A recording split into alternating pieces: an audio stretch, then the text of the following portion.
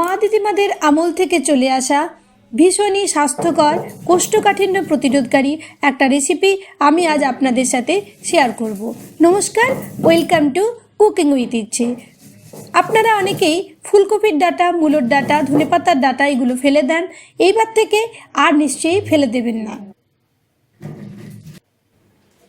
ফুলকপির ডাঁটাগুলোকে আমি অনেকক্ষণ ধরে জলে ভিজিয়ে রেখেছিলাম। শাক বা ডাঁটা এরকম জলে ভিজিয়ে রাখলে যে নোংরাগুলো থাকে, বালিগুলো, সেগুলো নিচে চলে যায়। আমি 2-3 বার এরকম ভাবে ওয়াশ করে আবার জলে ভিজিয়ে দিই। প্রতিবার ভিজিয়ে রাখি মোটামুটি 5-7 মিনিট। এখন আমি এগুলো জল থেকে তুলে একটু জলটা ঝরিয়ে নেব। আমার এই রেসিপি যদি ভালো লাগে তাহলে প্লিজ একটা লাইক দিতে ভুলবেন না। কমেন্ট করে জানাবেন যে রেসিপি কেমন লাগলো। বেশি বেশি করে শেয়ার করুন আমার রেসিপি।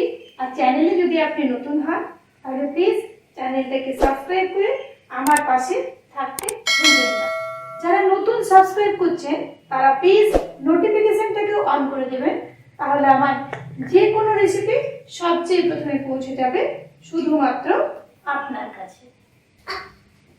চচ্চড়ির মূল ইনগ্রেডিয়েন্টস একটা হচ্ছে সরষে। আমি কালো সরষে বেশ 10-15 মিনিট জলে ভিজিয়ে রেখেছিলাম। এখন আমি ছাঁকনির সাহায্যে এটাকে ছেঁকে নিচ্ছি। এটার মধ্যে যে নোংরা ছিল সেটাও চলে গেল। আর সরষেটা জলে ভিজিয়ে রাখাতে বাটতে আমাদের কম সময় লাগবে। এরকমই নিত্য নতুন রেসিপি যদি আপনারা পেতে চান তাহলে প্রতি সোম, বুধ, শুক্র সন্ধ্যে 6টায় আমার সাথে থাকুন। চলুন এখন আমি এই সরষেটাকে। If you don't understand my language then please on CC Hindi and English CC is available. এখন আমি কড়াইয়ে কিছুটা তেল গরম করে নিয়েছি। সরষের তেলে আমি রান্নাটা করছি, আপনারা অন্য তেলও ব্যবহার করতে পারেন, কিন্তু সরষের তেলে রান্নাটা সবচেয়ে ভালো হবে। দুটো আমি তেজপাতা দিলাম আর একটু দিলাম 5 ফোড়ন। জাস্ট 2 মিনিট ওয়েট করব।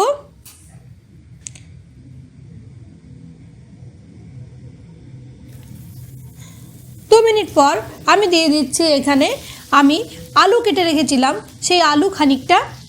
এটাতে কিছু রেশিওর পরিমাপ নেই, আপনারা যেমন সবজি থাকবে সেরকম সবজি দেবেন, কিন্তু বেশিরভাগই ফাইবারযুক্ত সবজি দেখুন আমি ব্যবহার করেছি। গাজর, মূলো, শিম, বিনস, আর বেশি করে দিতে হবে বেগুন। বেগুনটাই কিন্তু সবজিটাকে মাখো মাখো করবে, তাই বেগুনটা একটু বেশি করে ব্যবহার করবেন। এবার সমস্ত সবজিগুলো আমি দিয়ে দিচ্ছি আর একটু আমি এটাকে ফ্রাই করে নেব। কিছুক্ষণ ফ্রাই করে আমি রেখেছিলাম 5 মিনিটের মতো। তারপর আমি ডাঁটাগুলো দিয়ে দিয়েছি। ডাঁটাগুলো এরকমভাবে মাঝে মাঝে আমি চিড়ে দিয়েছি, পাতাও দিয়েছি আমি কিছুটা, ফুলকপির পাতা যেগুলো পাতা ছিল, ধনে পাতা, মূলোর পাতা সবগুলোই দিয়েছি। সমস্ত কোষ্ঠকাঠিন্য দূর করা যায় এরকম সমস্ত জিনিস ব্যবহার করেছি। আরও আমি খানিকক্ষণ এটাকে ভালো করে ফ্রাই করে নেব। মানে সবজি দিয়ে আমি 5 মিনিট ফ্রাই করেছি, এটাকেও আমি 5 মিনিটের মতন ফ্রাই করব। আর আঁচটা আমার কন্টিনিউ মিডিয়াম রয়েছে। এটাতে খুব একটা ইনগ্রিডিয়েন্টস রাখে না, বাড়িতে আমাদের সমস্ত বাঙালি বাড়িতে এইসব জিনিসগুলো অ্যাভেলেবেল থাকে, সেই জিনিস দিয়েই বানানো।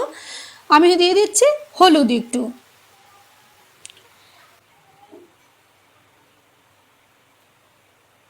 দিয়ে দিলাম পরিমাণ মতন নুন,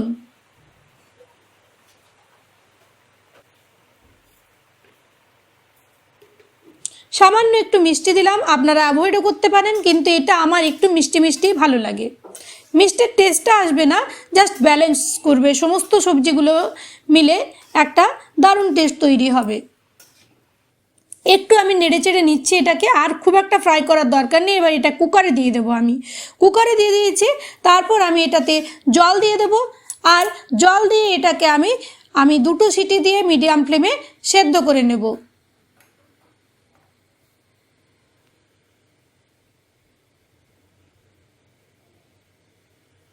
পনেরো মিনিট স্ট্যান্ডিং টাইমে রাখবো। সেদ্ধ হওয়ার পরে আমি 15 মিনিট পরে ঢাকনা খুলে নিয়েছি। এইবার আমি আরও খানিকটা তেল গরম করে আমি কিছুটা বড়ি দিয়ে দিলাম। বড়িটাকে আমি একটু ভেঙে নিয়েছি। এবার এটাকে আমি একটু ভালো করে ফ্রাই করে নেব। বড়ি আপনারা যে কোনো দোকানে গিয়ে বললে পরে দিয়ে দেবে। বড়ি দোকানে সবসময় অ্যাভেলেবেল, তাছাড়া বাড়িতেও বানানো যায়। যদি আপনারা জানতে চান আমি তাহলে সেটাও আপনাদের সাথে শেয়ার করব কিভাবে বড়ি বানানো যায়। এইবার আমি দিয়ে দিলাম চচ্চড়ি যেটা রেডি করেছিলাম সেটা। দেখুন এরকম শুকনো হবে রেশিওটা, এটা কিন্তু একেবারেই কারি হবে না। তারপর আমি সর্ষে বেটে রেখেছিলাম 3 চামচের মতো, সেটাও আমি এটার মধ্যে দিয়ে দিলাম সর্ষে বাটাটা। আর দিলাম বড় চামচের তেল 1 চামচ। আর তারপর আমি ভালো করে নেড়ে চেড়ে 5 মিনিট ঢেকে রাখবো। তারপর 5 মিনিট পরে শুকনো গরম ভাতে আপনারা অবশ্যই একদিন খেয়ে দেখুন, দারুণ লাগবে, গ্যারেন্টি দিলাম। নমস্কার, আবার দেখা হবে।